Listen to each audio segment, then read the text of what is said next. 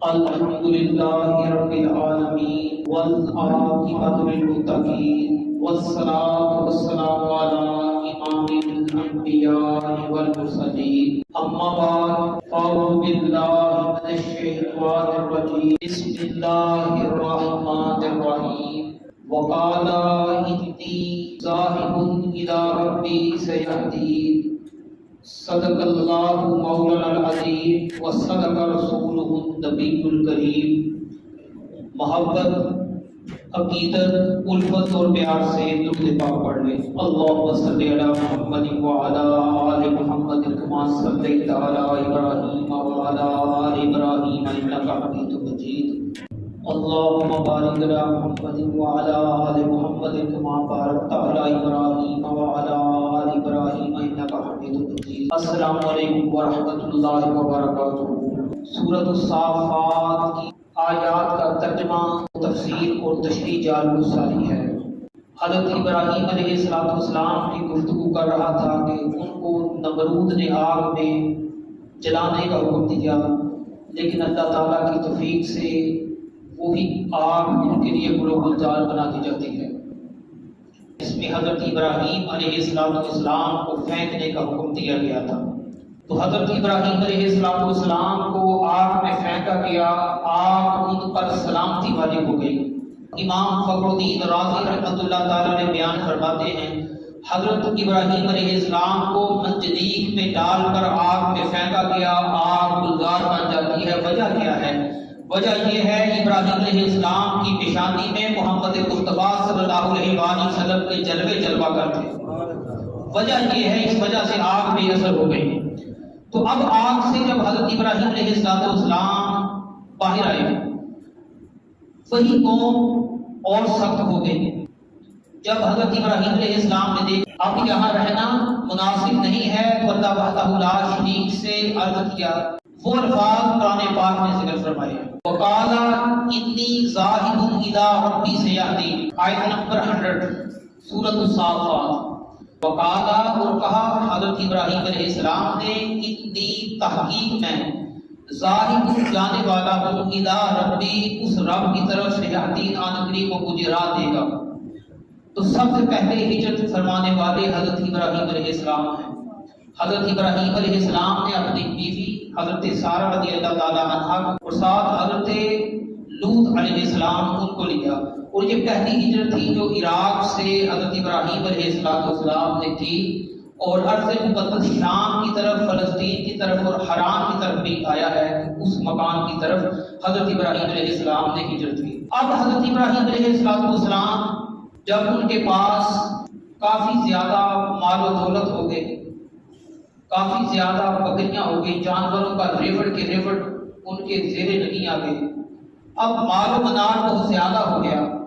حضرت ابراہیم علیہ السلام کے پاس مال کی کافی کثرت ہو گئی، تو اب حضرت ابراہیم علیہ السلام نے 101 آیت نمبر یہاں کے تبہتہ لا شریک کے خلیل حضرت ابراہیم علیہ السلام نے اللہ تعالیٰ سے دعا مانگی۔ حضرت ابراہیم علیہ السلام کی اس دعا کو بھی قرآن نے اپنا حصہ بنایا، اور انہوں نے عرض کیا، ربی حب لی من الصالحین۔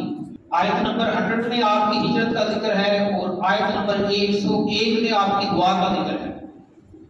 یہاں حضرت ابراہیم علیہ السلام نے دعا کی، الہی مجھے نیک صالح اولاد دائم عطا فرما دے۔ لفظ حب جو ہے اس کا معنی کبھی بیٹا بھی کیا جاتا ہے، تو اس لیے ترجمہ کرنے والوں نے یہ بھی ترجمہ کیا ہے، الہی مجھے نیک بیٹا عطا فرما۔ تو یہ دعا حضرت ابراہیم علیہ السلام نے 90 سال کی عمر میں کی۔ حضرت ابراہیم علیہ السلام کی عمر اس وقت 90 سال تھی، کافی زیادہ مویشی، کافی زیادہ مال و دولت آپ کے پاس تھا، لیکن اولاد نہیں تھی۔ تو 90 سال کی عمر میں حضرت ابراہیم علیہ السلام نے ہاتھوں کو اٹھایا، ربی حب لی من الصالحین، الہی مجھے نیک بیٹا عطا فرما۔ فبشرناہ بغلام حلیم، اللہ وحدہ لا شریک نے خوشخبری سنا دی ایک لڑکے کی جس کی خوبی حلیم یہاں ذکر کی گئی ہے۔ بس ہم نے بشارت دی حضرت ابراہیم علیہ السلام کو ایک ایسے غلام کی لڑکے کی جو کہ بڑا بردبار ہوگا۔ یہاں اس آیت کے اندر انہوں نے رب تعالیٰ سے پہلی آیت میں اولاد مانگی تھی، الہی مجھے نیک صالح اولاد عطا فرما، تو جواب آیا اے ابراہیم علیہ السلام ہم آپ کو بشارت دے رہے ہیں ایسے غلام کی، ایسے لڑکے کی جو بردبار ہوگا۔ تو اس آیت کے اندر 3 بشارتوں کا ذکر ہے۔ پہلی بشارت تو یہ ہے کہ دنیا میں آنے والا مذکر ہوگا، مؤنث نہیں ہوگا۔ دوسرا یہ ہے غلام ہوگا، بلوغت کی عمر کو پہنچنے والا ہوگا بھی لڑکا، اور وہ بلوغت کو پہنچنے والا ہوگا۔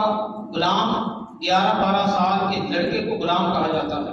تو وہ جو لڑکا ہم آپ کو عطا فرما رہے ہیں وہ بلوغت کو پہنچے گا، اس عمر کو پہنچنے والا ہوگا۔ یہ نہیں ہو سکتا کہ وہ بلوغت کو بھی نہ پہنچے، یہ بھی خوشخبری سنا دی گئی۔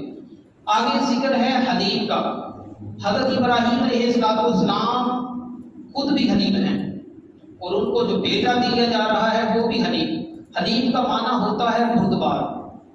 بردبار کسے کہتے ہیں؟ جو زندگی کے ہر کام میں بہت سکون کے ساتھ، اطمینان کے ساتھ کام کر جایا کرتا ہے، اور اگر کوئی مصیبت آ پڑے، کوئی مصائب آ پڑے، ان پر صبر ایسا کرتا ہے دنیا دیکھتی رہ جاتی ہے، اس کو حلیم کہا جاتا ہے۔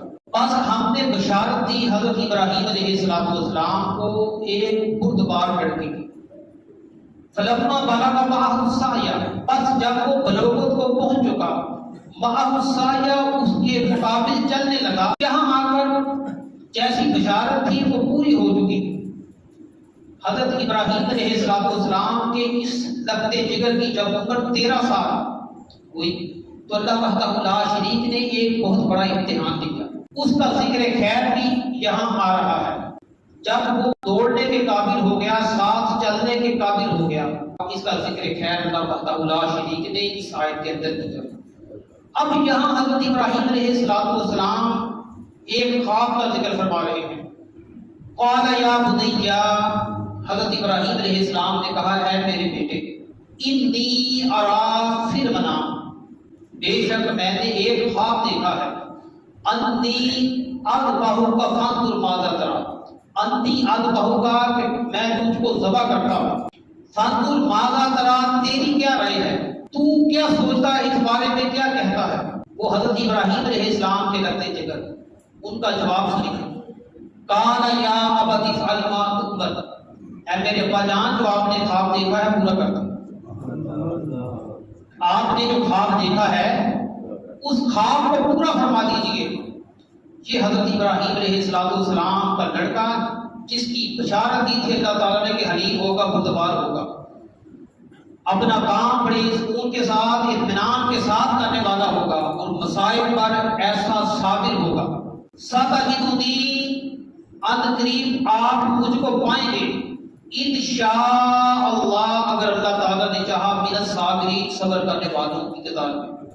اے ابا جان جو آپ کو اللہ تعالیٰ نے حکم دیا ہے آپ بجا لائیں، اور اگر اللہ تعالیٰ نے چاہا تو آپ مجھ کو صابروں کی قطار میں پائیں گے، آپ مجھے صبر کرنے والا پائیں گے۔ حضرت ابراہیم کے اپنے بیٹے کے ساتھ جو گفتگو ہے اس کا قرآن نے ذکر فرمایا ہے۔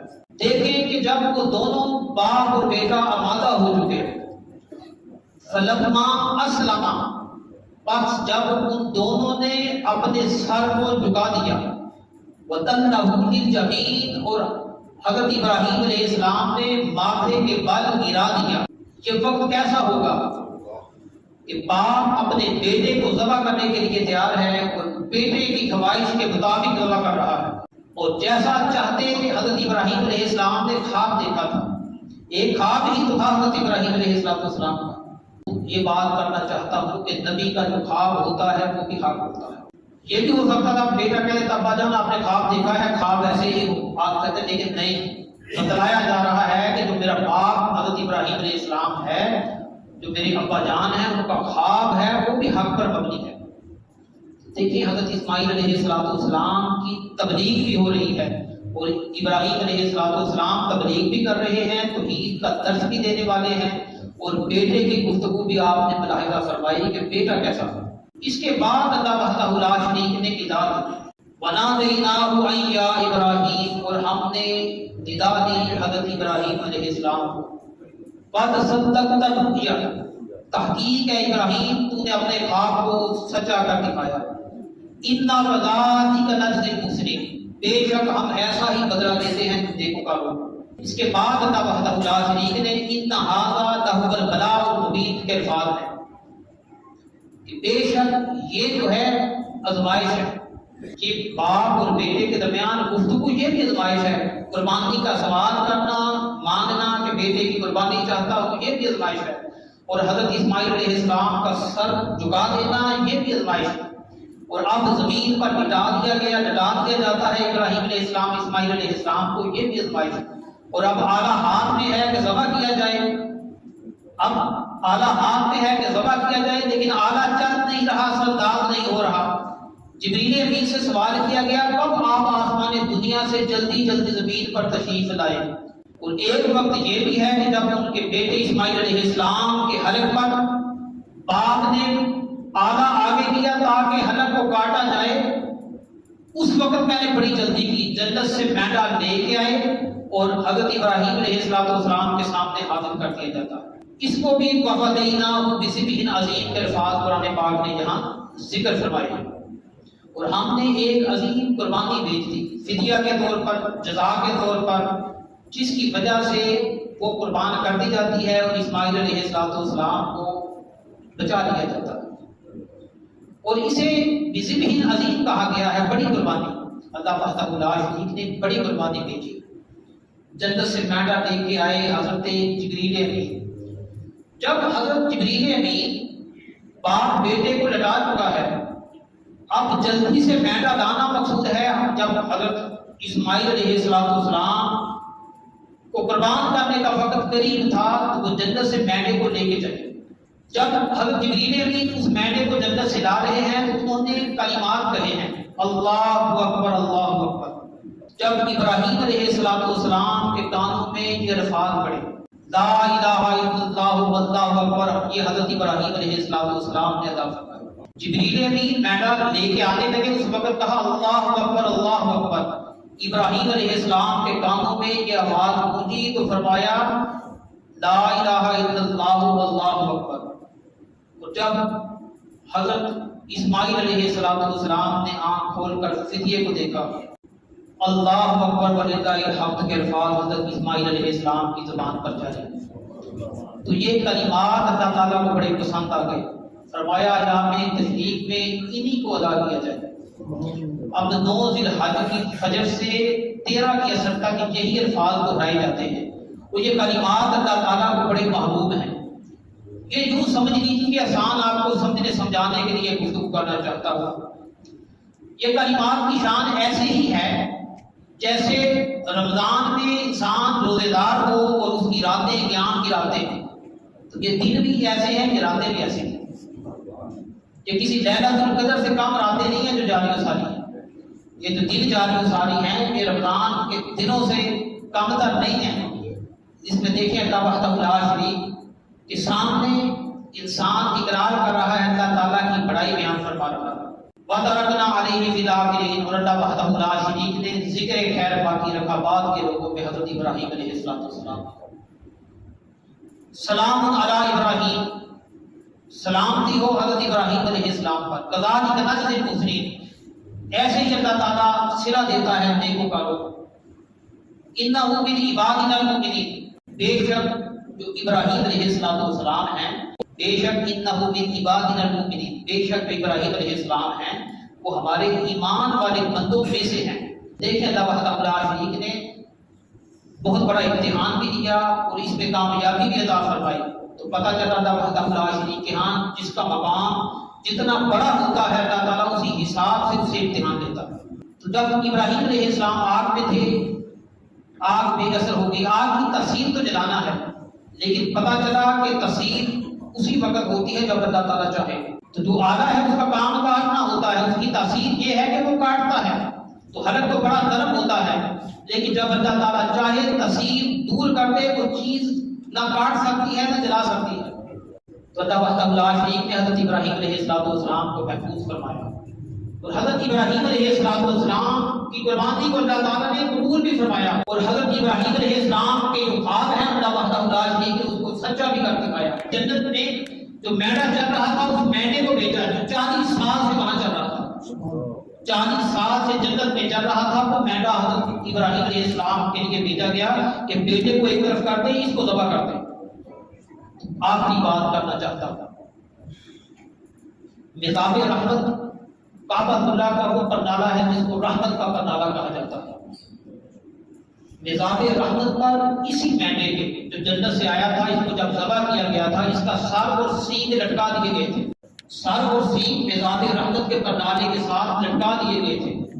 جب حجاج بن یوسف کے دور میں کعبۃ اللہ پر حملہ ہوا تو یہ منحرف ہو گئے.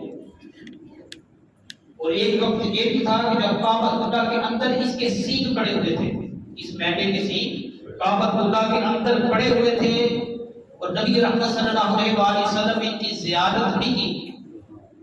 اور آپ علیہ السلام نے عثمان بن طلحہ رضی اللہ عنہ کو بلوایا اور کہا کہ ان کے اوپر کپڑا ڈال دو. تو باہر کیف یہ حضرت ابراہیم علیہ السلام اور ان کے درد جگر اسماعیل علیہ السلام کا تذکرہ تھا. دونوں کی سیرت کے احوال کو میں نے قرآن سے اور حدیث مستفیض سے بیان فرمایا ہے. اللہ تعالیٰ ہمیں قرآن اور حدیث کا فہم نصیب فرمائے. وما علیک الا البلاغ المبین.